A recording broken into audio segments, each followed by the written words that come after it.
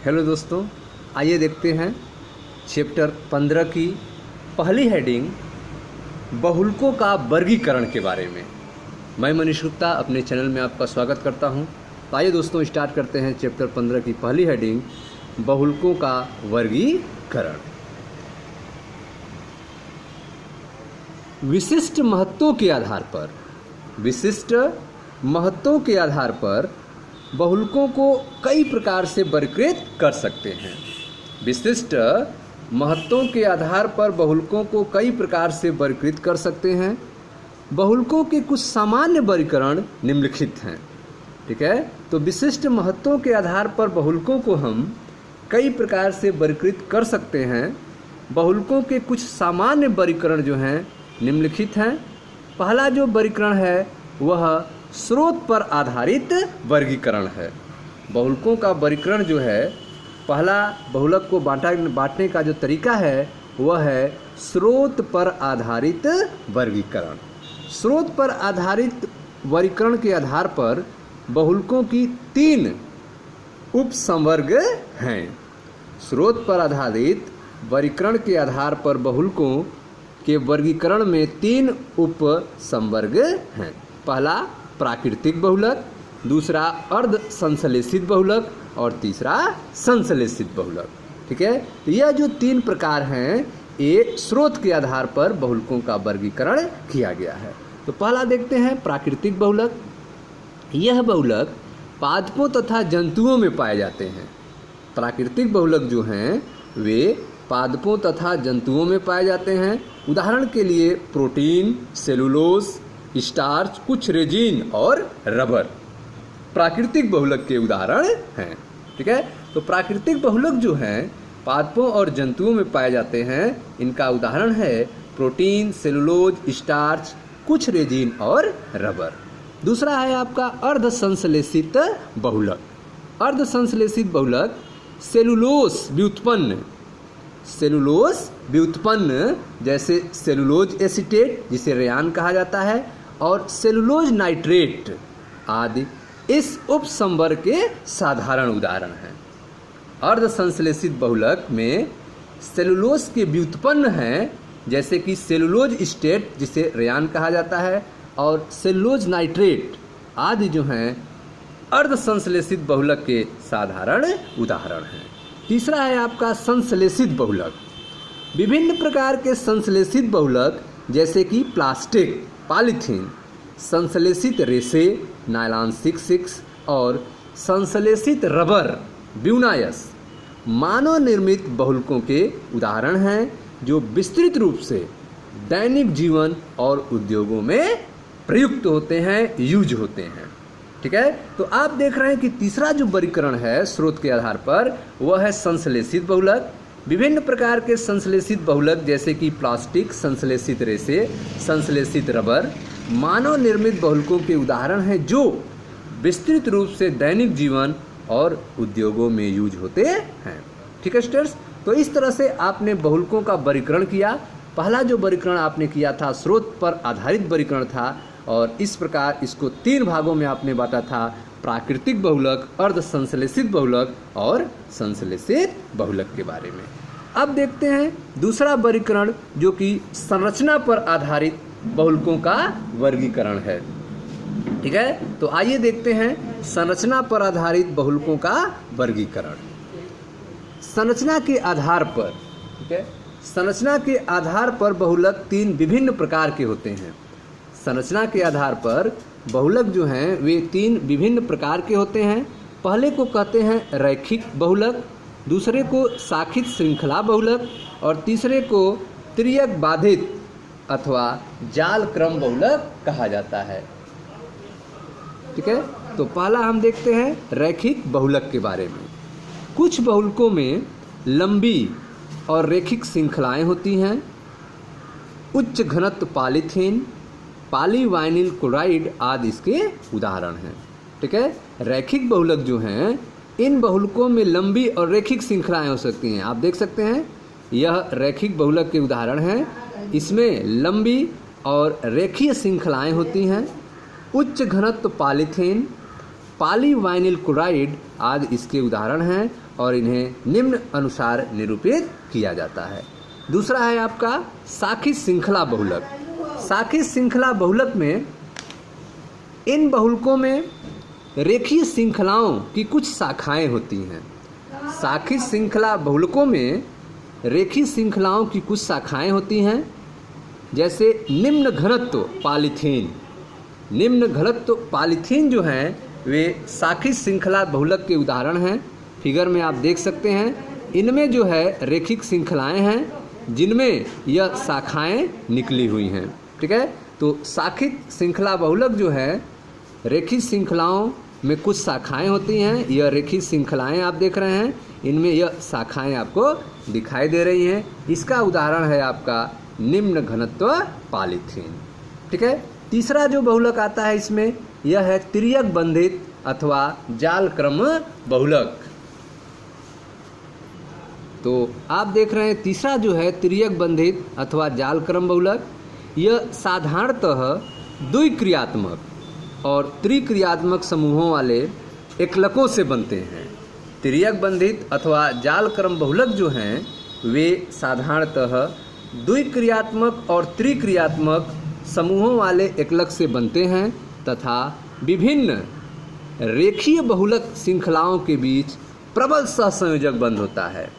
विभिन्न रेखीय बहुलक श्रृंखलाओं के बीच प्रबल सहसंयोजक बंध होता है, जैसे कि बैकेलाइट, मेलामीन आदि इसके उदाहरण हैं। इन बहुलकों को व्यवस्थात्मक रूप से निम्न प्रकार प्रदर्शित करते हैं। ठीक है, तो इसमें आप देख रहे हैं तिर्यक बंधित अथवा जाल क्रम बहुलक में जो रेखीय श्रृंखलाएं हैं वो आपस में ब्रांच के द्वारा जुड़ी हुई हैं। यह साधारणतः द्विक्रियात्मक और त्रिक्रियात्मक समूहों वाले एकलकों से बनते हैं तथा विभिन्न रेखीय बहुलक श्रृंखलाओं के बीच प्रबल सहसंयोजक बंध पाया जाता है। इसके उदाहरण हैं बैकेलाइट, मेलामीन आदि। ठीक है, तो इस तरह से स्टूडेंट्स आपने देखा संरचना पर आधारित बहुलकों का वर्गीकरण, जिसमें आपको पहला रेखिक बहुलक के बारे में बताया गया जिसका उदाहरण उच्च घनत्व पॉलीथीन, पॉलीवाइनिल क्लोराइड आदि थे। दूसरा आपने देखा शाखित श्रृंखला बहुलक जिसका उदाहरण आपने निम्न घनत्व पॉलीथीन के बारे में देखा। तीसरा उदाहरण आपने देखा, तीसरा जो वर्गीकरण था वह है तिर्यक बंधित अथवा जाल क्रम बहुलक जिसका उदाहरण आपने देखा बैकेलाइट, मेलामीन आदि। ठीक है, आप पढ़ रहे हैं बहुलकों का वर्गीकरण, जिसमें पहला आपने देखा था स्रोत पर आधारित वर्गीकरण जिसके 3 वर्गीकरण भाग थे, प्राकृतिक बहुलक, अर्ध संश्लेषित बहुलक और संश्लेषित बहुलक। दूसरा आपने देखा संरचना पर आधारित बहुलकों का वर्गीकरण जिसको 3 भागों में आपने बांटा, रेखिक बहुलक, शाखित श्रृंखला बहुलक और चौथा तीसरा तिर्यक बंधित अथवा जालक्रम बहुलक। अब तीसरा देखते हैं बहुलकों का वर्गीकरण। तीसरा जो बहुलकों का वर्गीकरण है वह बहुलकन के प्रकार के अनुसार वर्गीकरण। बहुलकन के प्रकार के अनुसार वर्गीकरण देखते हैं। यह आपका तीसरा वर्गीकरण है, तीसरा तरीका है बहुलकों को बांटने का। यह है आपका बहुलकन के प्रकार के अनुसार वर्गीकरण। ध्यान से आप समझें, बहुलकों को बहुलकन की विधि के आधार पर भी 2 उप समूहों में वर्गीकृत किया जा सकता है। ठीक है, बहुलकों को बहुलकन की विधि, पॉलीमराइजेशन की विधि के आधार पर 2 उप समूहों में वर्गीकृत किया जा सकता है। पहला है आपका योगज बहुलक और दूसरा है संघनन बहुलक। ठीक है, तो पहला देखते हैं योगज बहुलक के बारे में। योगज बहुलक जो है वह द्वि अथवा त्रि आबंध युक्त एकलक अणुओं के पुनरावृत्त योग से बनते हैं। योगज बहुलक जो हैं वे द्वि अथवा त्रि आबंध युक्त एकलक अणुओं के बार बार रिपीट होने से पुनरावृत्त योग से बनते हैं, जैसे कि एथीन से पॉलीथीन और प्रोपीन से पॉलीप्रोपीन का बनना। ठीक है, एक ही प्रकार के एकलक स्पीसीज के बहुलकन से बनने वाले योगज बहुलकों को समबहुलक कहा जाता है। एक ही प्रकार के एकलक स्पीसीज के बहुलकन से बनने वाले योगज बहुलकों को समबहुलक कहा जाता है, जैसे पॉलीथीन। ठीक है, तो यह यन अणु एथीन के हैं जिनका बहुलकन होने से पॉलीथीन बनता है और यह बनना जो है समबहुलकन का उदाहरण है।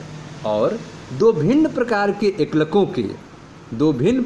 एकलकों के योगात्मक बहुलकन से बनने वाले बहुलकों को सहबहुलक कहा जाता है। ठीक है, तो दो अलग अलग प्रकार के एकलकों के योगात्मक बहुलकन से बनने वाले बहुलकों को सहबहुलक कहा जाता है, जैसे कि ब्यूनायस तथा ब्यूनायन आदि। देखें उदाहरण, यह है आपका 1,3-ब्यूटाडाइन का यन अणु और स्टाइरीन का यन अणु आपस में बहुलकन करके ब्यूनायस बनाते हैं। ब्यूटाडाइन स्टाइरीन सहबहुलक बनाते हैं, जिसे ब्यूनायस कहा जाता है। ठीक है, आप देख रहे हैं बहुलकन के प्रकार के आधार पर वर्गीकरण।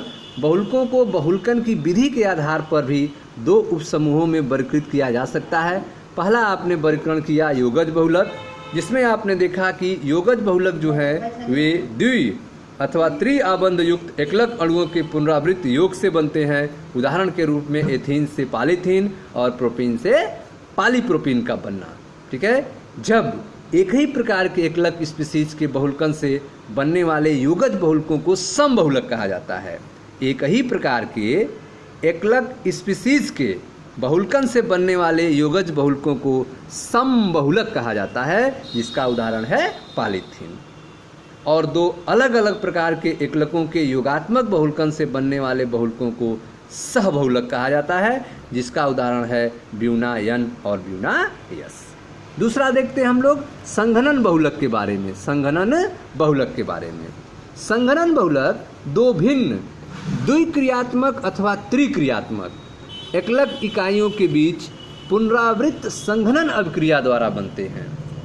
संघनन बहुलक जो हैं वे दो भिन्न द्विक्रियात्मक अथवा त्रिक्रियात्मक एकलक इकाइयों के बीच पुनरावृत्त संघनन अभिक्रियाओं द्वारा बनते हैं। इन बहुलकन अभिक्रियाओं में लघु अणुओं जैसे कि जल, एल्कोहल, हाइड्रोजन क्लोराइड आदि का निराकरण हो जाता है। बहुलकन की प्रक्रिया में यह जो छोटे अणु होते हैं वे निकल जाते हैं, बाहर अलग हो जाते हैं। तो संघनन बहुलक में आपने देखा कि संघनन बहुलक जो हैं दो भिन्न द्विक्रियात्मक अथवा त्रिक्रियात्मक एकलक इकाइयों के बीच पुनरावृत्त संघनन अभिक्रिया द्वारा बनते हैं। और इन बहुलकन अभिक्रिया में लघु अणु, छोटे अणु जैसे कि जल, एल्कोहल, हाइड्रोजन क्लोराइड आदि निकल जाते हैं, का निराकरण हो जाता है। इसका उदाहरण है टेरेलीन, जिसे डेक्रान कहा जाता है, नायलॉन 6 आदि। उदाहरण देखते हैं हेक्सामेथिलीन डाइएमीन और एडपिक अम्ल के एक साथ संघनन द्वारा नायलॉन 6 का बनता है। हेक्सामेथिलीन डाइएमीन और एडपिक अम्ल के एक साथ संघनन द्वारा नायलॉन 6 का विरचन होता है। आप देख सकते हैं यह है आपका हेक्सामेथिलीन डाइएमीन और एडपिक अम्ल का एक साथ संघनन हो रहा है, जिससे नायलॉन 6 का निर्माण होता है और जल का अणु अलग हो जाता है। ठीक है स्टूडेंट्स, तो यह था आपका बहुलकन के प्रकार के अनुसार वर्गीकरण। ठीक है, यह तीसरा था वर्गीकरण का तरीका, बहुलकन के प्रकार के अनुसार वर्गीकरण, जिसको आपने दो भागों में बांटा, योगज बहुलक और संघनन बहुलक। अब देखते हैं आणविक बलों के आधार पर वर्गीकरण। यह बहुलकों को बांटने का चौथा तरीका है, आणविक बलों के आधार पर वर्गीकरण। ध्यान से समझिएगा। विभिन्न क्षेत्रों में बहुलकों के अनेक अनुप्रयोग, विभिन्न क्षेत्रों में बहुलकों के अनेक अनुप्रयोग उनके यांत्रिक गुणों जैसे कि तनन सामर्थ्य, प्रत्यास्थता, चर्मलता आदि पर निर्भर करते हैं। विभिन्न क्षेत्रों में बहुलकों के अनेक अनुप्रयोग जो हैं उनके यांत्रिक गुणों जैसे कि तनन सामर्थ्य, प्रत्यास्थता, चर्मलता आदि पर निर्भर करते हैं। यह यांत्रिक गुण जो है अंतरा आणविक बलों द्वारा नियंत्रित होते हैं। आंतरिक गुण जो हैं अंतरा आणविक बलों के द्वारा नियंत्रित होते हैं, जैसे बहुलक में उपस्थित वांडरवाल बल और हाइड्रोजन बंध। बहुलक में उपस्थित वांडरवाल बल और हाइड्रोजन बंध जो है अंतरा आणविक बल होते हैं, जो यांत्रिक गुण को नियंत्रित करते हैं। यह बल बहुलक श्रृंखलाओं को भी बंधित करते हैं। यह बल जो हैं बहुलक श्रृंखलाओं को भी बंधित करते हैं। इस संवर्ग के बहुलकों को उनमें उपस्थित अंतरा आणविक बलों के परिमाण के आधार पर 4 उपसमूहों में वर्गीकृत किया जा सकता है। ठीक है, तो आप देख रहे हैं कि आणविक बलों के आधार पर वर्गीकरण जो है उनमें उपस्थित अंतरा आणविक बलों के परिमाण के आधार पर इन्हें 4 उपसमूहों में वर्गीकृत किया जा सकता है। पहला है आपका प्रत्यास्थ बहुलक, दूसरा है आपका है रेसे, तीसरा है ताप सुघट्य बहुलक और चौथा है आपका ताप दृढ़ बहुलक। ठीक है, तो आइए देखते हैं पहला प्रत्यास्थ बहुलक के बारे में। यह प्रत्यास्थ गुण युक्त रबर के समान ठोस होते हैं। प्रत्यास्थ बहुलक जो होते हैं यह प्रत्यास्थ गुण युक्त रबर के समान ठोस होते हैं। इन प्रत्यास्थ बहुलकों में बहुलक की श्रृंखलाएं आपस में दुर्बल अंतरा आणविक बलों द्वारा जुड़ी होती हैं। ठीक है, इन प्रत्यास्थ बहुलकों में बहुलक की जो श्रृंखलाएं होती हैं वे आपस में दुर्बल अंतरा आणविक बलों से जुड़ी होती हैं। ठीक है, यह दुर्बल बंधन बल ये दुर्बल बंधन बल जो हैं बहुलक को तानित होने देते हैं। श्रृंखलाओं के बीच कुछ तिर्यक बंधन भी होता है, जो इस बल के निर्मुक्त होने के बाद बहुलक को संकर्ष कर प्रारंभिक स्थान पर लाने में सहायता करते हैं, जैसा कि बल्कनीकृत रबर में होता है। उदाहरण है इसका ब्यूनायस, ब्यूनायन और नियोप्रीन। ठीक है, तो आप देख रहे हैं कि आणविक बलों के आधार पर वर्गीकरण बहुलकों को 4 भागों में बांटा गया है। पहला है आपका प्रत्यास्थ बहुलक। यह प्रत्यास्थ गुण युक्त रबर के समान ठोस होते हैं। इन प्रत्यास्थ बहुलकों में बहुलक की श्रृंखलाएं आपस में दुर्बल अंतरा आणविक बलों द्वारा जुड़ी रहती हैं। यह दुर्बल बंधन बल जो हैं बहुलक को तानित होने देते हैं। श्रृंखलाओं के बीच कुछ तिर्यक बंध भी होते हैं, जो इस बल के निर्मुक्त होने के बाद बहुलक को संकर्ष कर प्रारंभिक स्थान पर लाने में सहायक होते हैं, जैसा कि बल्कनीकृत रबर में होता है। इसका उदाहरण है आपका ब्यूनायस, ब्यूनायन और नियोप्रीन। ठीक है, दूसरा जो है इसका प्रकार वह है आपका रेसे। रेसे जो हैं एक प्रकार से धागे बनाने वाले ठोस होते हैं, जिनकी तनन सामर्थ्य और मापांक उच्च होता है। रेसे एक प्रकार के धागे बनाने वाले ठोस हैं, जिनकी तनन सामर्थ्य और मापांक उच्च होता है। इन अभिलक्षणों का संबंध प्रबल अंतरा आणविक बलों जैसे कि हाइड्रोजन बंध से होता है। इन प्रबल बलों के कारण श्रृंखलाएं निविड़ संकुलित हो जाती हैं। इन प्रबल बलों के कारण श्रृंखलाएं जो है निविड़ संकुलित हो जाती हैं और इस प्रकार से क्रिस्टलीय प्रकृति प्रदान करती हैं। उदाहरण के रूप में पॉलीएमाइड नायलॉन 66, पॉलीएस्टर टेरिलीन आदि इसके उदाहरण हैं। ठीक है, तो रेसे एक प्रकार के धागे बनाने वाले ठोस हैं, जिनकी तनन सामर्थ्य और मापांक उच्च होते हैं। इन अभिलक्षणों का संबंध प्रबल अंतरा आणविक बलों जैसे कि हाइड्रोजन बंध से होता है। इन प्रबल बलों के कारण श्रृंखलाएं निविड़ संकुलित हो जाती हैं और इस प्रकार से क्रिस्टलीय प्रकृति प्रदान करती हैं। उदाहरण के रूप में आपने देखा नायलॉन 66 और टेरिलीन। तीसरा जो है वह है ताप सुघट्य बहुलक। ताप सुघट्य बहुलक यह रेखीय अथवा किंचित शाखित लंबी श्रृंखला के अणु होते हैं।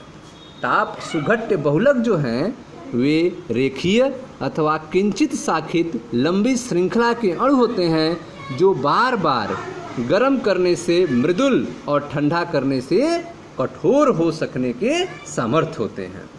ठीक है, ताप सुघट्य बहुलक जो हैं यह रेखीय अथवा किंचित शाखित लंबी श्रृंखला के अणु होते हैं, जो बार बार गर्म करने पर नरम हो जाते हैं, मृदुल हो जाते हैं और ठंडा करने पर कठोर हो सकने में समर्थ होते हैं। इन बहुलकों के अंतरा आणविक आकर्षण बल प्रत्यास्थ बहुलकों और रेसों के मध्यवर्ती होते हैं। इन बहुलकों के अंतरा आणविक आकर्षण बल जो है वह प्रत्यास्थ बहुलकों और रेसों के मध्यवर्ती होते हैं। पॉलीथीन, पॉलीस्टायरीन, पॉलीवाइनिल आदि इस कुछ सामान्य ताप सुघट्य बहुलक होते हैं। ठीक है, चौथा जो है आपका ताप दृढ़ बहुलक होता है। यह बहुलक तिर्यकबद्ध अथवा अत्यधिक शाखित अणु होते हैं। ताप दृढ़ बहुलक जो है यह तिर्यकबद्ध अथवा अत्यधिक शाखित अणु होते हैं जो सांचों में तापन से विस्तीर्ण तिर्यकबद्ध हो जाते हैं और दोबारा दुर्गलनीय बन जाते हैं। ठीक है, जो सांचों में तापन से विस्तीर्ण तिर्यकबद्ध हो जाते हैं और दोबारा दुर्गलनीय बन जाते हैं। इनका दोबारा उपयोग नहीं किया जा सकता है। इसके कुछ सामान्य उदाहरण हैं बैकालाइट, यूरिया फॉर्मेल्डिहाइड रेजिन आदि। ठीक है, तो इस तरह आपने देखा आणविक बलों के आधार पर बहुलकों का वर्गीकरण आपने 4 भागों में किया, प्रत्यास्थ बहुलक, रेसे, ताप सुघट्य बहुलक और ताप दृढ़ बहुलक के बारे में। 5वां जो है वह वृद्ध बहुलकन के आधार पर वर्गीकरण है। वृद्धि बहुलकन के आधार पर वर्गीकरण। आजकल जो है योगज और संघनन बहुलकों को उनके विरचन में बहुलकन क्रियाविधि के प्रकार के आधार पर श्रृंखला वृद्धि बहुलक और पद वृद्धि बहुलक भी कहा जाता है। ठीक है, वृद्ध बहुलकन के आधार पर वर्गीकरण में आजकल जो है योगज और संघनन बहुलकों को उनके विरचन में बहुलकन क्रियाविधि के प्रकार के आधार पर श्रृंखला वृद्ध बहुलक और पद वृद्धि बहुलक भी कहा जाता है। ठीक है स्टूडेंट्स, तो यह था आपका बहुलकों का वर्गीकरण के बारे में चैप्टर 15 की पहली हेडिंग। इसमें आपने देखा कि विशिष्ट महत्व के आधार पर बहुलकों को कई प्रकार से वर्गीकृत कर सकते हैं। बहुलकों के कुछ सामान्य वर्गीकरण आपने देखा। पहला आपने देखा स्रोत पर आधारित वर्गीकरण, जिसमें आपने देखा कि इसे 3 उपवर्ग में बांटा गया है, प्राकृतिक बहुलक, अर्ध संश्लेषित बहुलक और संश्लेषित बहुलक। फिर आपने दूसरा देखा संरचना पर आधारित बहुलकों का वर्गीकरण, जिसमें आपने 3 प्रकार देखा, रैखिक बहुलक, शाखित श्रृंखला बहुलक और तिर्यक बंधित अथवा जालक्रम बहुलक। ठीक है, तीसरा जो वर्गीकरण आपने बहुलकों का देखा वह है आपका बहुलकन के प्रकार के अनुसार वर्गीकरण। बहुलकन के प्रकार के अनुसार वर्गीकरण, जिसके आपने 2 भागों में बांटा, योगज बहुलक और संघनन बहुलक। योगज बहुलक और संघनन बहुलक। चौथा आपने आणविक बलों के आधार पर वर्गीकरण किया, जिसके 4 भाग आपने बनाया, प्रत्यास्थ बहुलक, रेसे, ताप सुघट्य बहुलक और ताप दृढ़ बहुलक। 5वां जो वर्गीकरण था वह वृद्धि बहुलकन के आधार पर वर्गीकरण था, जिसमें आपने देखा कि आजकल जो है योगज और संघनन बहुलकों को उनके विरचन में बहुलकन क्रियाविधि के प्रकार के आधार पर श्रृंखला वृद्धि बहुलक और पद वृद्धि बहुलक भी कहा जाता है। ठीक है स्टूडेंट्स, तो यह था बहुलकों के वर्गीकरण के बारे में। मिलते हैं नेक्स्ट वीडियो में, जहां अगले टॉपिक की चर्चा करेंगे, जो है होगा आपका बहुलकन के प्रकार के बारे में। मैं मनीष गुप्ता अपने चैनल में आपका स्वागत करता हूं। दोस्तों वीडियो को लाइक करें, शेयर करें, चैनल को सब्सक्राइब करें। धन्यवाद दोस्तों।